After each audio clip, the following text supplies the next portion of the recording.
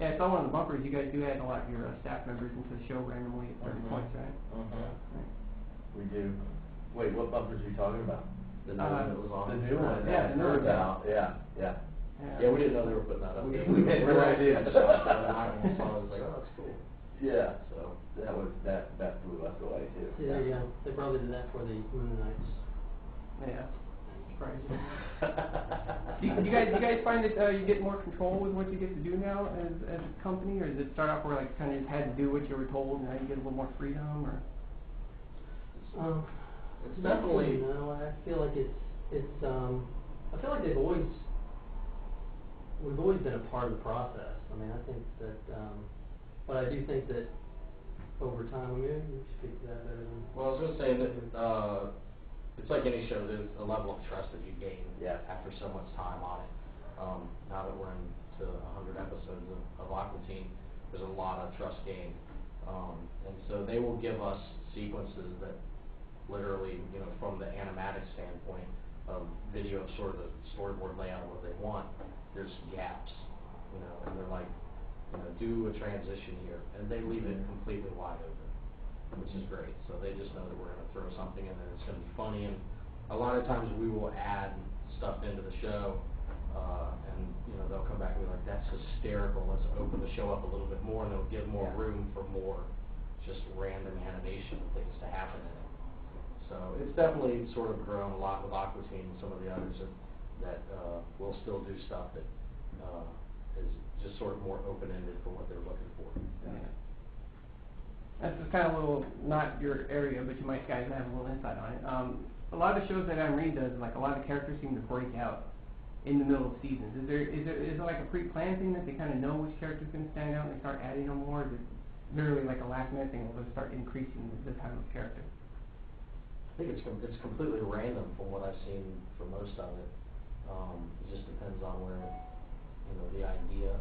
Yeah. I know a lot of times we would go in the beginning, working on the show, and there would be one-word Post-it notes, you know, put on the writer's wall, and you know, I'd ask what it is, and they're like, well, that one's, you know, Rubber Man. It was just like Rubber Man was written, and all of a sudden they had a whole show based off that. And it was just ideas a lot of times. I think sometimes too, a character, you know, even as the people that are writing the show, the more they do it, the character starts to find their voice, and the character becomes more interesting than maybe they initially thought. You know, you know, the character was interesting and they were using them, but it turns out that as that character develops, they become more and more interesting. Yeah. I think even if you watch Aqua Teen, and you can see how the characters have really like kind of evolved. They seem much more rich. You know, over time, because in the beginning, the world is only as big as that world is, which is all brand new to even the writers. I mean, they may know what's going on, but you know, every time, every episode, and every season that passes, you know, that the world becomes a little bit more rich and dense, and the characters develop a history. Yeah. Like at this point, Carl can come out pretty much do anything. It's like almost guaranteed to make you laugh, like the guys just said. Right. Yeah.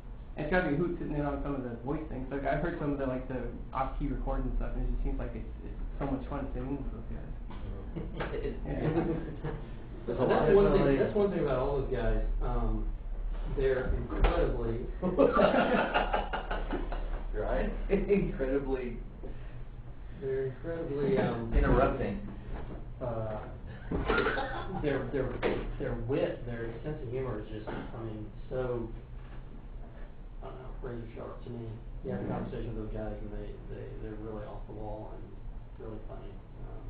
They're super creative people that just are so imaginative that it spurs us a lot as well. Nice. So they often improv, and then that just takes it into the show. Rather than Yeah. Oh yeah. And one of the Dave Willis, one of the writers, also does Carl and Miwon. So a lot of times, whole scenes will change when he gets in the booth and starts, you know, just doing some ad-lib stuff, and then they'll go back in and just wipe out entire chunks and put new audio in of stuff he's done. And even all the way into being done, you know, at the very end of sweetening when the show's about to be finished, he'll still go in and record a new line that he thinks is better. So it sort of is evolving. It tries to get locked down in the beginning and done based off the script, but it's sort of a loose idea. You know, a lot of the characters, they stick with the script, but I think with the ones they're comfortable with, they let them go, especially with Shake.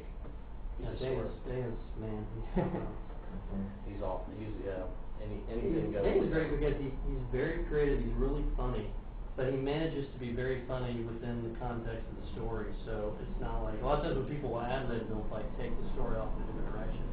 And I feel like he's really good at ad-libbing. On the path. Yeah, on the path. He continues to he ad-libs really well, but he keeps the story going in the right direction. Imagine it'd be like a Robin Williams, like, we'll go all the way over here when you're trying to expect something Right. that stays on target. Yeah, it's fairly fun. It's fun to watch those guys and listen to those guys, you know, do their thing, because where that stuff comes from is like, wow. I don't want to monopolize too much time, but I guess I'm closing out. I'll wrap up real quick. You guys seem to specialize in getting things done quickly and in the nick of time. Has there been any what's like some of the closest calls that you made? That was a specialty that's been kind of heaped upon us, rather than us going out looking for it. I don't know that there's the quickest, you know, it's sort of, you know, a lot of things we'll start a season, and they tend to not, you know, it's sort of slow, and then all of a sudden, it's a certain point, I think everybody in the process realizes they start airing in about 2 months. Maybe we should really, everybody panic. And that's not necessarily from anyone's particular standpoint, it's just across the creative team, from writing to editing, from everywhere. It's just sort of, it happens, I think, in this industry. Right now, we're delivering on, I think we delivered the last show. Tomorrow night's show we delivered yesterday at about 4 o'clock. And the next two are going to be the bad thing is we've done such a good job of, it's like one of those things where it's like, because you did a good job, it almost looks like it's, I don't know if easy is the word, but it's almost like, well, you guys delivered it 5 minutes before we went to air last time, let's just go and keep changing it up to, and it's like, but yeah, like I said, I'm very proud of that fact, and I'm almost reluctant to say that, because it's like, you know, you must want people to give you more time so you're not having bleeding ulcers and staying awake for like 40 hours. I think the first, one of the first ones you guys worked on, the all-nighter, delivered on a Sunday to tape, right?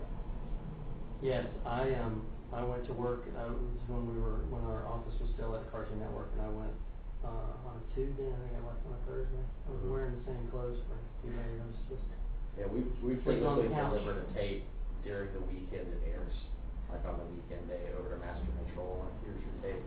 Do they have enough time to review it? What if something isn't there? They hope that it passes.